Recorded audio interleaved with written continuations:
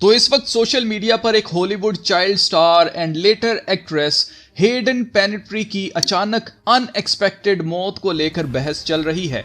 कुछ का कहना है हेडन को सैक्रिफाइस किया गया है और कुछ का कहना है कि हेडन एप्स्टीन फाइल्स की तरह कुछ पावरफुल एलीट्स को एक्सपोज करने वाली थी, इसीलिए उसे मार दिया गया है। तो क्या हेडन पेनेट्री की मौत एक हादसा था या ताकतवर लोगों ने हेडन को खामोश करवा दिया है? यू बी द जज। मैं आपके सामने कुछ फैक्ट्स रखता हूं और आप फैसला करें कि हेडन को सैक्रिफाइस किया गया होगा या फिर यह सिर्फ एक हादसा था। तो आइए आज की वीडियो में जानते हैं। मैं हूं अलमास जेकब और आप देख रहे हैं Hayden Panettiere mysteriously dies after launching book this is me.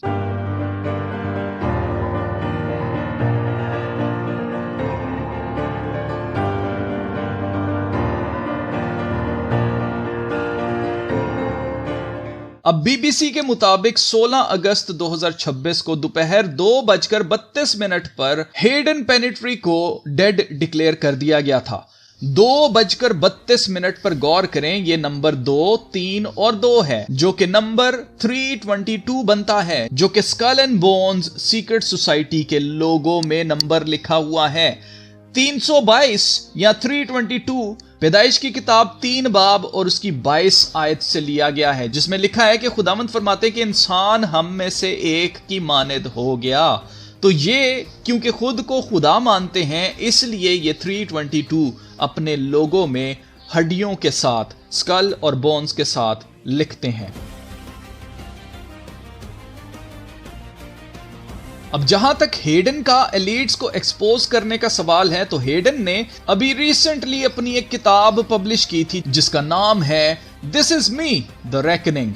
Hayden ने 3 महीने पहले एक इंटरव्यू में क्लेम किया था कि इसकी लाइफ बहुत स्ट्रगल्स और मुश्किलों से भरी हुई थी और इस दौरान इसके साथ कई बार ज्यादती भी की गई, जबरदस्ती करने की कोशिश भी की गई। इसी इंटरव्यू की वजह से लोग सोच रहे हैं कि शायद हेडन इन एलीट्स को एक्सपोज करने वाली थी, इसीलिए इसे मार दिया गया होगा। जबकि हकीकत यह है कि हेडन की किताब अभी भी Amazon पर अवेलेबल है। अगर हेडन ने अपनी किताब में कुछ एक्सपोज किया होता तो हेडन की किताब पब्लिश ना होती अजीजों। और किताब पढ़ने वालों का कहना है कि हेडन ने अपनी किताब में किसी का नाम नहीं लिया। हाँ जी, आपने बिल्कुल सही सुना है, उसने किसी का नाम नहीं लिया, लेकिन यह हकीकत है कि उसने अपने कुछ वाकयात का जिक्र जरूर किया है कि मेरे साथ लोग कैसे कैसे बुराई करते रहे, पर हेडन ने किसी एक शख्स का भी नाम नहीं लिया, जो अगर किसी को खतरा होता कि भाई हेडन तो हमें एक्सपोज कर देगी, इसको मरवा देते हैं। मजीद जो एक्सपीरियंसेस हेडन ने किताब में लिखे हैं, जैसे Oscar winning actor and director जिसका नाम हेडन ने नहीं बताया, उसने हेडन के सामने जिप खोलकर उसे कुछ दिखाया था। मतलब इस तरह के सीन्स तो ये हॉलीवुड मूवीज में आम कर रहे होते हैं, इसमें एक्सपोज करने वाली क्या बात है। मजीद हेडन की एक नाजायज बेटी भी है जो इसने कई आदमियों के साथ बगैर शादी के रिलेशंस बनाए थे, जिसके बाद ये बेटी पैदा होती है। एक बॉक्सर है, उसका नाम मुझे अभी याद नहीं है, उसके साथ ये बेटी पैदा हुई है बगैर शादी के। हेडन ने शादी नहीं की और ना ही वो करना चाहती थी। हेडन ने अपनी इसी किताब में लिखा है कि वो बायसेक्सुअल है, मतलब ये औरतों और मर्दों दोनों को डेट करती रहती थी। तो ये लोग बचपन ही से इन सब कामों के लिए ग्रूम किए जाते हैं। इनके लिए ये बातें नॉर्मल बातें अजीजों, ये मेरे और आपके लिए अजीब शॉकिंग बातें होती हैं, इनके लिए नॉर्मल बातें हैं। इसमें कुछ भी एक्सपोज करने वाला नहीं है। हेडन की मां खुद एक ओपेरा परफॉर्मर थी, एक एक्ट्रेस थी, और इसकी मां ही ने इसे बचपन से हॉलीवुड में डाला था। उस वक्त ये सिर्फ 11 माह की थी, तब से ये स्क्रीन पर आ रही है। अब ये बात याद रहे कि बच्चे मासूम होते हैं, उनको अपने अच्छे बुरे का पता नहीं होता, पर इनको ग्रूम करने वाले जैसे हेडन की मां ऑलरेडी इसी इंडस्ट्री से थी। उसे अच्छी तरह से पता था कि इस फील्ड में कुछ पाने के लिए क्या क्या खोना पड़ता है, इसलिए ये अपने बच्चों को पैसे कमाने के लिए इस्तेमाल करते हैं और उन्हें ग्रूम करते हैं। फिर चाहे आप कोई भी सेलिब्रिटी उठाकर देख लें, उनके बच्चों को आप चेक करें, उनको ग्रूम किया जा रहा है इन सब कामों के लिए। सभी चाइल्ड स्टार्स को आप देख लें, फिर चाहे वो ब्रिटनी स्पीयर्स हो, क्रिस्टीना एगुलेरा हो, जस्टिन बीबर हो, चाहे हैना मोंटाना, माइली वायरस हो, इन सब को बचपन में मासूम दिखाया जाता है और जैसे ही ये जवान होते हैं तो इनको नंगा कर दिया जाता है। तो हेडन की भी यही ग्रूमिंग हुई थी जो इसकी अपनी मां ने की थी। हेडन कोई मासूम अनजान लड़की नहीं थी, ये part of the secret club थी। Just look at her tattoo on the neck. इससे ज्यादा क्लियर और क्या होगा। इसे मेन हॉलीवुड की मूवीज के अंदर काम मिलता था और इसने गर्दन पर मिस्री पिरामिड्स और एक आंख बनवाई हुई है। ये टैटू हेडन की मर्जी के बगैर तो बनाया नहीं जा सकता था। जाहिर है वो खुदा से थोड़ी मोहब्बत रखती थी, उसने अपने लिए मिस्री देवी देवताओं को चुना और बेशक उसे दुनिया की चीजें ही चाहिए थी। जो शैतान ऑफर करता है कि मुझे सजदा करो तो ये सारी शान शौकत मैं तुम्हें दे दूंगा, और इन्हीं लोगों के लिए खुदा के कलाम में लिखा है, आदमी सारी दुनिया हासिल करे पर अपनी जान का नुकसान करे तो उसे क्या फायदा। हेडन के साथ भी यही हुआ है और हर उस शख्स के साथ, हर उस सेलिब्रिटी के साथ जो खुदा को छोड़कर दुनिया की चीजों के लिए अपनी रूह का सौदा कर लेता है, जो भूल गया है कि जो भी इस दुनिया में पैदा हुआ है उसे एक दिन मरना है, उसे वापस जाना है। अब ये टैटूज खास तौर पर एक आंख वाले, जैसे मेसी के बाजू पर एक आंख वाला टैटू है, जस्टिन बीबर के बाजू के ऊपर भी एक आंख वाला टैटू है। तो ये टैटूज कोई फैशन, कोई स्टाइल नहीं होते अजीजों, ये छाप है, ये एक मार्क है जो इन गुलामों के ऊपर इनके मालिक करवाते हैं।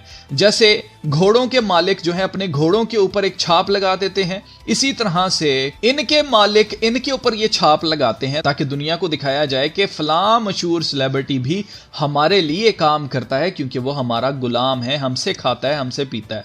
तो ये सीक्रेट सोसाइटीज की छाप है और इन सेलिब्रिटीज की औकात सिर्फ एक गुलाम की है, इससे बढ़कर इनकी कोई औकात नहीं होती है। इन एलीट्स के लिए कोई इनकी औकात नहीं होती जो पर्दे के पीछे से बैठकर पैसा लगाते हैं इनके ऊपर और प्रॉफिट कमाते हैं और उसमें से थोड़े से पैसे इन सेलिब्रिटीज के मुंह पे मारते हैं, इनको दे देते हैं।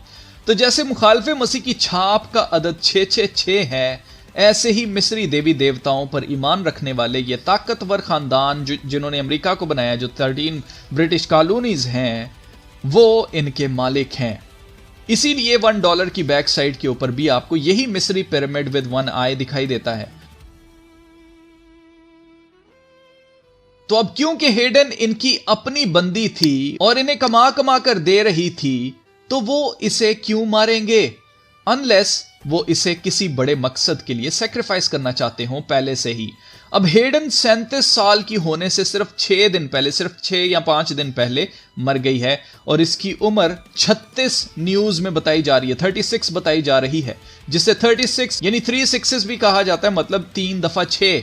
आप हेडन की कई एक आंख वाली तस्वीर देख सकते हैं, जैसे बाकी सभी सेलिब्रिटीज भी अपनी एक आंख छुपाकर तस्वीर बनवाते हैं सिर्फ ये दिखाने के लिए कि ये किसकी तरफ हैं। अजीजों, ये एक जंग चल रही है जो अनदेखी दुनिया में, रूहानी आलम में जारी है और इस जंग में शैतान ऑलरेडी हार चुका है, इसलिए अब वो सबको गुमराह कर रहा है ताकि आप भी उसकी तरह अपनी जान गंवा दें। आदमी सारी दुनिया हासिल करे मगर अपनी जान का नुकसान करे तो उसे क्या फायदा। शैतान इन्हीं सेलिब्रिटीज के जरिए हमें इन्फ्लुएंस करता है कि असली जिंदगी तो ये है जो ये लोग जिंदगी जी रहे हैं, तुम्हें भी इनकी तरह दिखना चाहिए, तुम्हें भी इनकी तरह कपड़े पहनने चाहिए, इनकी तरह खाना खाना चाहिए, इनकी तरह बोलना चाहिए और इनकी तरह का करैक्टर रखना चाहिए। और ये सब कुछ हासिल करने में आपकी सारी जिंदगी निकल जाएगी और आपको वक्त ही नहीं मिलेगा कि आप अपनी रूह के बारे में सोचें, अपनी रूह के बारे में फिक्र करें। तो हेडन की मौत पर अफसोस ये है कि एक और जान बगैर नजात हासिल किए इस दुनिया से चली गई है। अभी इसकी मौत के ऊपर इन्वेस्टिगेशन चल रही है, अभी कुछ भी कहना वक्त से पहले होगा, इसलिए मैं आपसे पूछता हूं कि इस वीडियो को देखकर आपको क्या लगता है, हेडन को सैक्रिफाइस किया गया होगा या फिर ये नेजल स्प्रे ड्रग की ओवरडोज का नतीजा है।